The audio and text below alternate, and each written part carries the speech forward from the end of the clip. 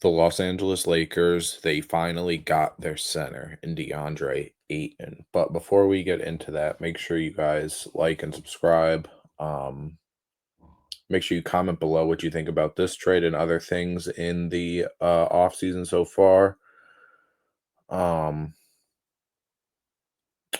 but yeah, the Los Angeles Lakers, they get their center. I can't really Shams doesn't really have the contract for the Lakers up right now, but between Portland and LA, DeAndre Ayton will earn 34 million next season.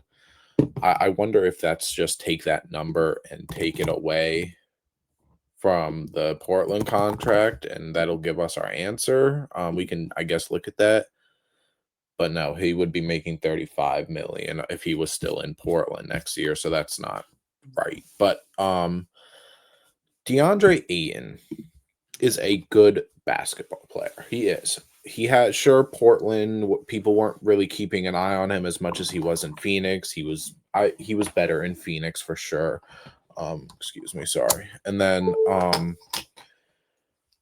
a lot of the DeAndre Ayton talks he gets overshadowed because he of the draft he went number 1 in, right?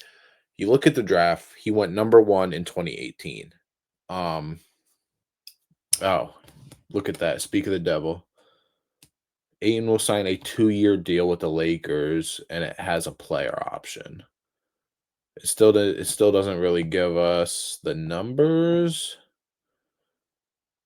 Um, but yeah. So, anyways, he went number 1 in 2018. Marvin Bagley went number 2, who honestly has had a worse career than him. But 3 was Luca, 4 was Jaron, 5 was Trey Young, and those are just the people in the top 5. Like, you don't wanna even talk about, right, like, Shea goes, I think, 12 in this draft. The Mikal Bridges and Miles Bridges is here, like, he gets overlooked because of that. Um, he also I don't know, I'll get into the Lakers part of it in a second, but if we talk about over DeAndre Ayton's career, he has played 398 games. He started all but 7 games. He is a career 16 point, 10 rebound, and 1 block center. 3-point percentage, he's not a three-point shooter. I feel like he could eventually get to that point, but as of right now, he just isn't. He's never taken over 1 a game, and he doesn't shoot good on those attempts anyways. His field goal percentage is 59 for his career. He's had some seasons where he shot 60 plus, but last season in 40 games, he started all 40. He was a 14, 10, 1 block, 56% from the field. And a lot of what people also don't like about DeAndre Ayton and why some might be skeptical of this pairing is because DeAndre Ayton is not a how do I say? He is a finesse center. He's a center that likes to get score by, using some post moves and some, avoid the defender type stuff. And when honestly, his basketball reference measurements, he's 7 foot 250. He's a big guy, he's a strong guy, and he's not necessarily the power center where like, yeah, I'm gonna just go right up and dunk over you, or I'm gonna go through you instead of trying to avoid the contact, which again, not everyone is, but as a center, typically throughout history, we've seen that a lot of centers, a lot of the greatest centers of all time, if we're being honest, other than Jokic, are those type of Wilt, Shaq, Kareem, Bill Russell, Hakeem. Hakeem had the post moves for sure, but Hakeem's also one of the greatest defenders of all time, and DeAndre Ayton just isn't that. DeAndre Ayton, I think he will work as a lob threat. He will work as a rebounder, everything like that. But he's also a center that the reason he got moved from Phoenix is because he liked to have the ball in his hands. And he wasn't getting the ball in his hands with Chris Paul, with Devin Booker. He played a few games with Kevin Durant that season. He got traded, I believe. He wasn't getting the attempts he wants. And he's gonna like in that what was his last season with Phoenix? It was 2023. He got 13 attempts a game. Um, in Portland, his first year in Portland, which was the year before, was 13 as well, and then last year he shot just under 12. He's not gonna be getting the attempts that he wants, where he can get the ball and da da da, go around, do some shot fake, do a fade away. He loves the mid range fade away thing, which people don't like because he's not amazing at it. But I mean, he's gonna work. He's still a good center.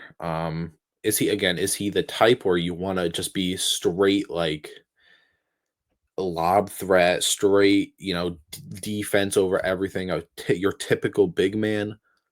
Not necessarily, but he can do it. Again, he's a center. He can do it, but it's just not his preferred style of play. I think he can get there, but he's going to be catching lobs and getting passes from Luca and LeBron. He'll be able to make it work. Hopefully, again, it's not as big of a like thing where again, like he left Chris Paul, Devin Booker, like granted that team was sort of falling apart because they traded for Durant. But like, if you thought you weren't getting the ball enough with Chris Paul and Booker, I can't imagine what he thinks he's gonna get with Luca and LeBron, two of, some of the most ball dominant players we have. But they are great playmakers, of course. But I mean, I think it can work. I think some people are underplaying who DeAndre Ayton is. Because he was genuinely good. Like 1 year in Phoenix, he averaged 18 and 11. His second year, he averaged 18 and 11. Now, granted, he played 38 games. This was the COVID year.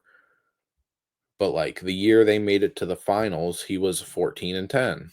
Similar to what pretty much his averages have been. But even the last year in Phoenix, he was 18 and 10. Like he's a good center. He's just not the typical that, first comes to mind when you say, okay, Luka Doncic needs a center. LeBron needs a center. It's not there. He's not Derek Lively. He's not Daniel Gafford. He's not, of course, not Anthony Davis. He's not, these straight up athletic centers, and Anthony Davis is more than athletic, but like he just isn't the first name that comes to mind. But I think he will be able to work. I just think some people are underplaying what DeAndre Ayton can do, but there are some Lakers fans that I think are way overplaying what he can do too, because he's not this, like, I don't think that this move alone makes the Lakers a contender. I just don't. They lost Dorian Finney-Smith as well. I don't think a lineup of Luka, Austin Reeves, LeBron, power forward or other small forward to be named in DeAndre Ayton. I don't think that starting four makes you any more of a contender than you did with Jackson Hayes or something. He's better than Jackson Hayes, of course, but I don't think that really says like, oh yeah, Lakers top 2 seed. They're guaranteed making it to the conference finals next year, and they should, they'll be able to be in the finals or something like that. You got to feel it out. You got to see how it goes. Granted, the free agency wasn't the greatest names so far, but I think getting DeAndre Ayton is not a bad thing. But anyways, if you like this stuff, make sure you subscribe, like and comment what you think about this move in free agency as a whole.